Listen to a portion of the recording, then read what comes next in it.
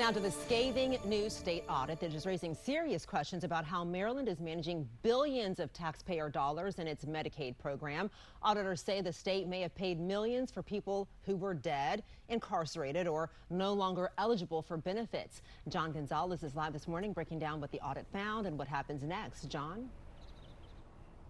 Adriana, good morning. And this morning, this new audit is putting a spotlight on oversight failures inside one of Maryland's most expensive and largest programs. Medicaid provides health care coverage to more than 1 million people throughout the state of Maryland. Now, state auditors gave the Maryland Department of Health's Medical Care Programs Administration an unsatisfactory rating for the second audit in a row. The report found more than $9 million in payments went out for people who were either incarcerated or deceased. About $2.3 million in 2024 payments went to recipients missing required income and citizenship documentation.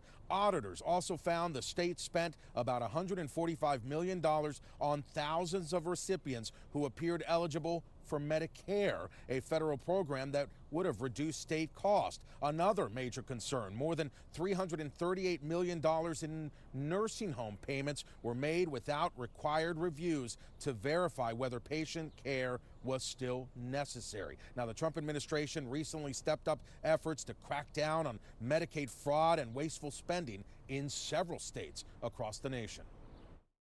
This is not about the money by itself. This is about people's lives and our culture, our shared values that have allowed these beautiful programs, Medicare and Medicaid, to survive brilliantly for 60 years. We believe, listen carefully, that we are spending $300 billion a year in health care in this country for fraudulent, abusive, or wasteful purposes. $300 billion.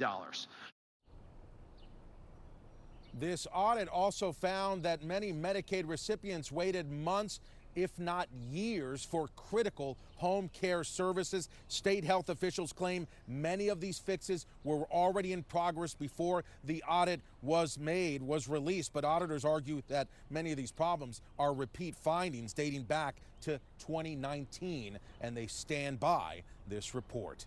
Reporting live, John Gonzalez, 7 News.